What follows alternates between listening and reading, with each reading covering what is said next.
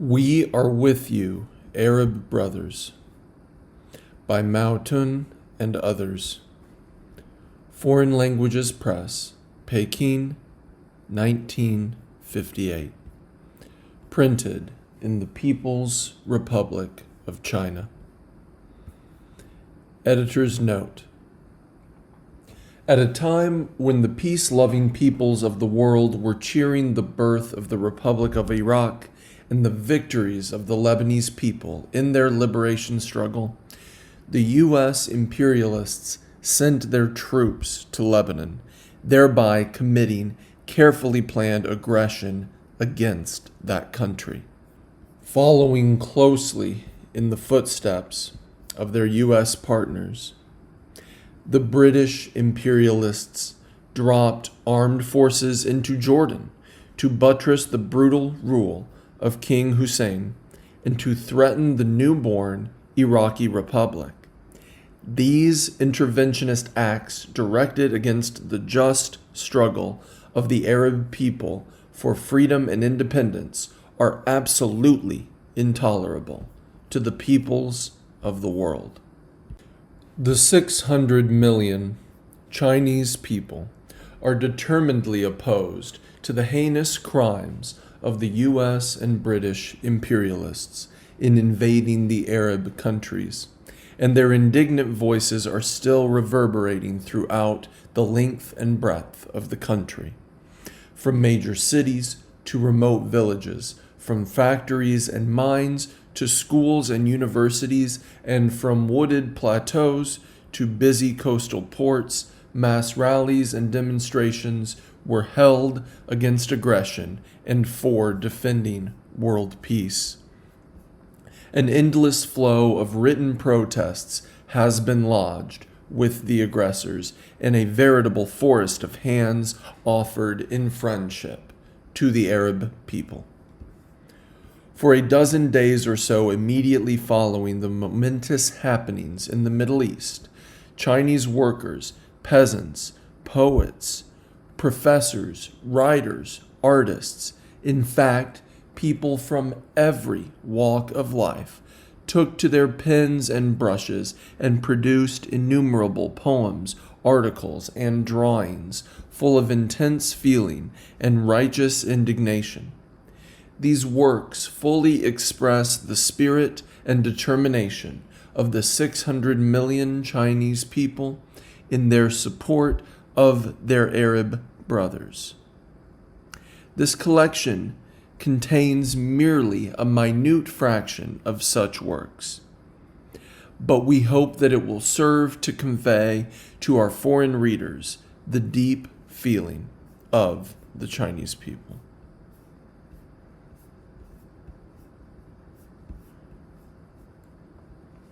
Voice of 600 million. Renmin Ribao, correspondent. On the afternoon of July 17th, the Tiananmen Square in Peking became a sea of indignant men and women. Enraged at the armed intervention of the U.S. imperialists in the domestic affairs of the Arab people, 500,000 Peking citizens gathered to voice their protest, raising their arms in denunciatory gestures so that the square looked like a vast forest, and shouting slogans that echoed like heavy surf beating on a broken shore. The liberated Chinese people will never tolerate the outrageous actions of the imperialists. The demonstrators shouted with upraised arms, "U.S. troops, get out of Lebanon! U.S. troops, get out of China's Taiwan! U.S. troops, get out of Korea! U.S. troops, get out of Japan! U.S. troops, get out of the Philippines!" In the workers' contingent, scores of thousands strong, marched veterans from the Chongqingtian locomotive and rolling stock repair works, who, with brilliant revolutionary traditions to their credit, were witnesses to the ignominious defeat of the imperialists in China. For scores of years, they waged numerous struggles against the imperialists, and today they hurried to the Tiananmen Square by train from 15 miles away in order to add their voices to the general protest. 60-year-old worker Hong Pao-Hua was distinguishable from his fellow workers by his especially tense face, indignation engraved in every line. During the famous February 7th strike of the Peking-Hankow railway workers in 1923, he, at the age of 25, fought heroically against the feudal warlords fed by the U.S. and Japanese imperialists. From that time onward, he saw a deadly enemy in the imperialists whenever and wherever they were bent on their dirty work. In all those pre-liberation years, Hong Pao-Hua stood in the foremost ranks of the anti-imperialist struggle until, on October 1st, 1949, the 5-star red flag was hoisted on Tiananmen Square. Every time in those years, when there was a demonstration before Tiananmen against the imperialists and the national traitors, he was there with his fellow workers. Now the Chinese people have triumphed, and the imperialists have been driven out of their land. Hong Pao-Hua said with excitement, "Now times have changed, and peoples in many countries have awakened, like the Chinese people. The U.S. imperialists will face as shameful a defeat as they did in Korea if they refuse to give up their aggressive plans. Victims of imperialism for more than a century, we 600 million Chinese people stand firmly by the Lebanese and Iraqi peoples and support them in their struggle for national independence."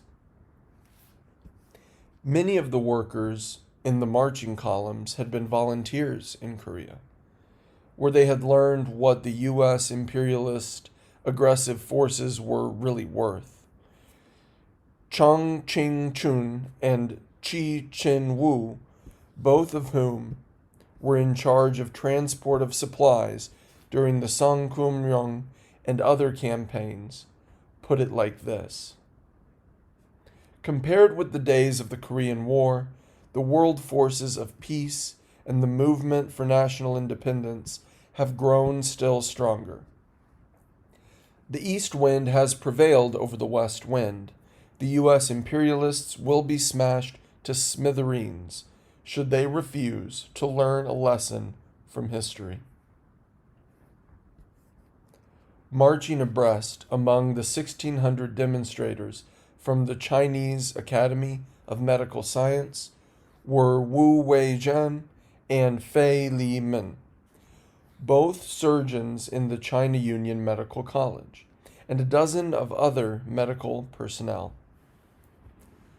All of them had been with the Volunteer Surgical Corps in Korea, where they saw for themselves the indescribable terror the U.S. imperialists had inflicted upon people of goodwill, what untold suffering, death, and disaster they had brought to the latter, and in the end, what a paper tiger imperialism proved to be.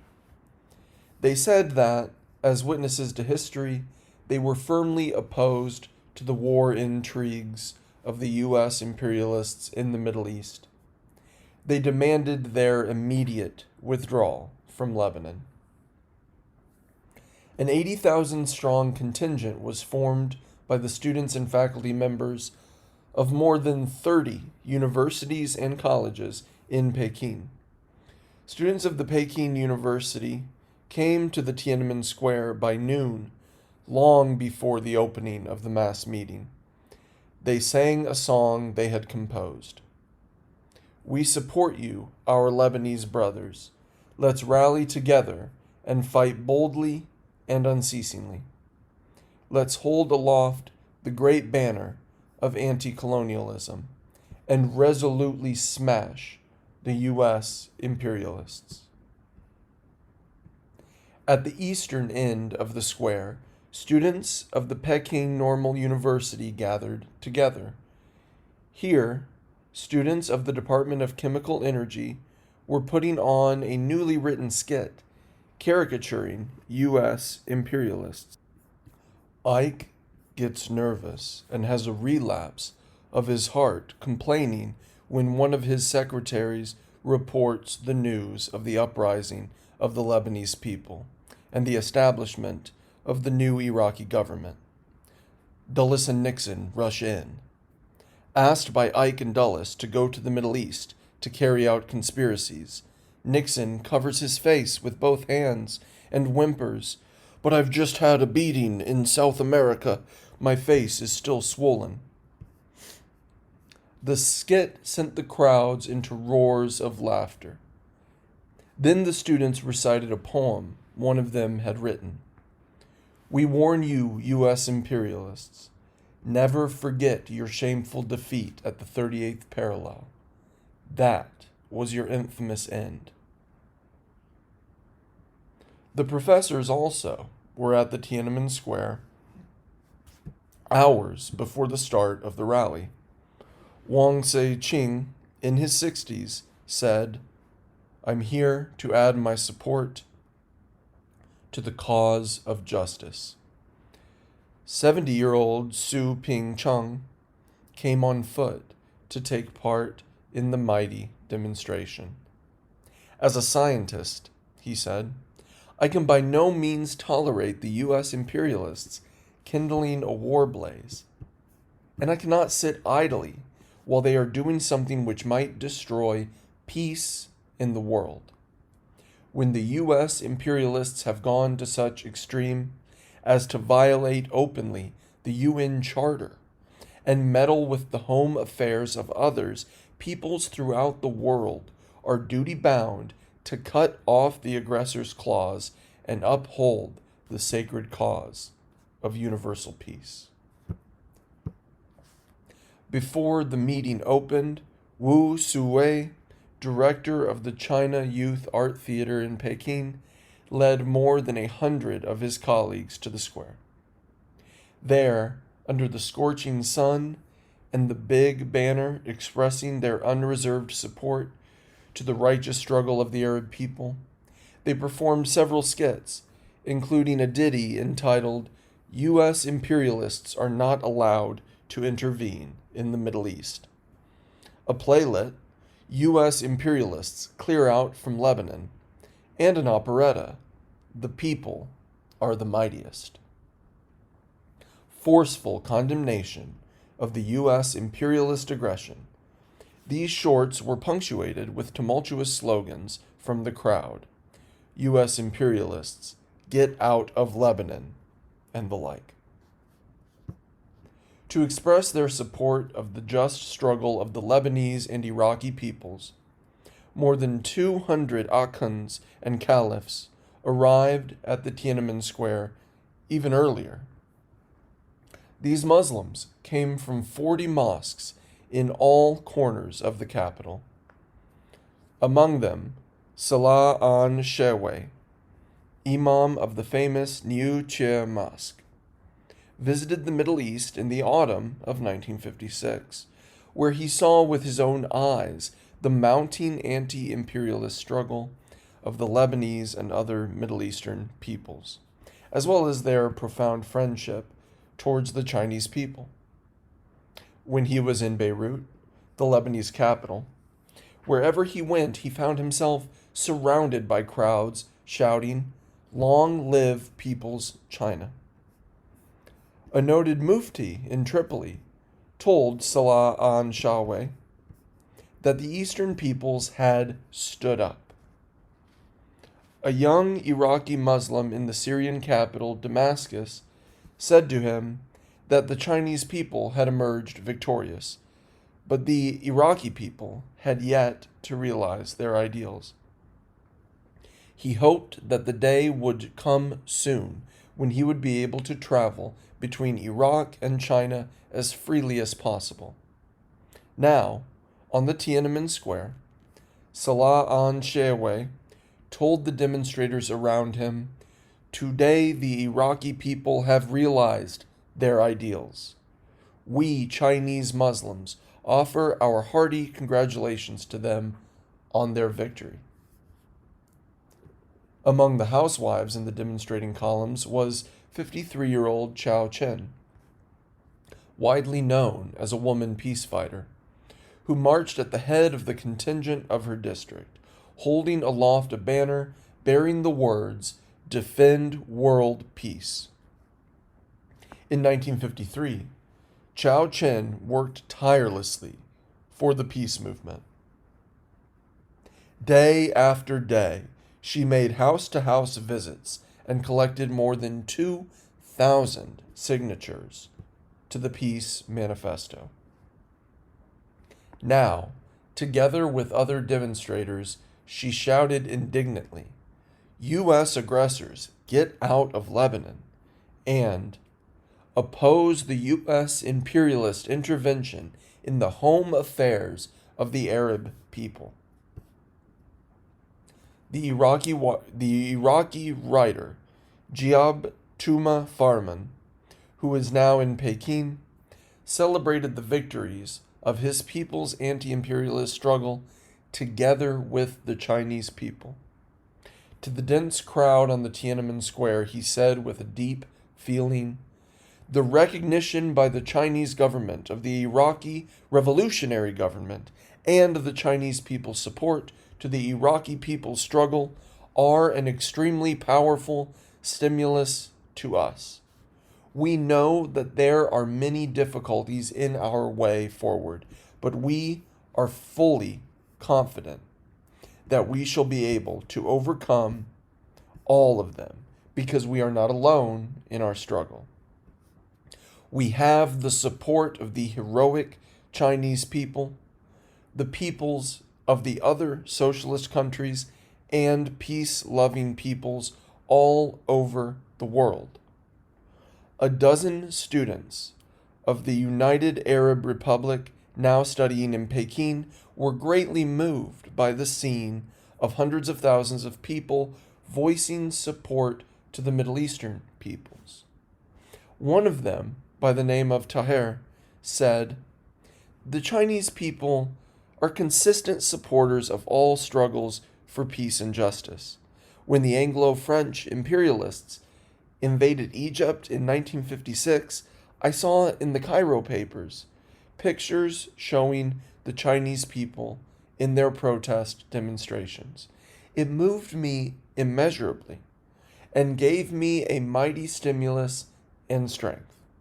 We know that when the peace-loving countries get united, they will certainly be able to repulse the imperialists."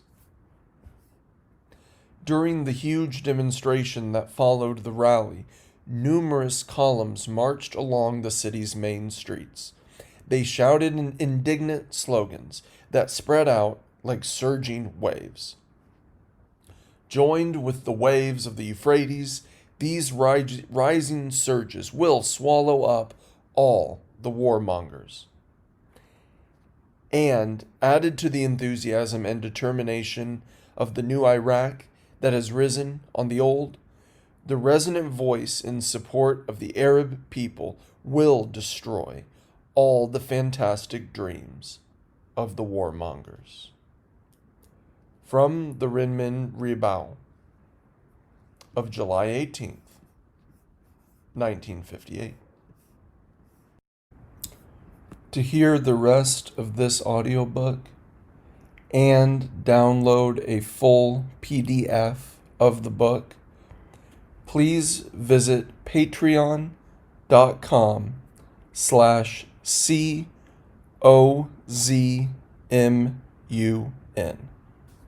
Thank you.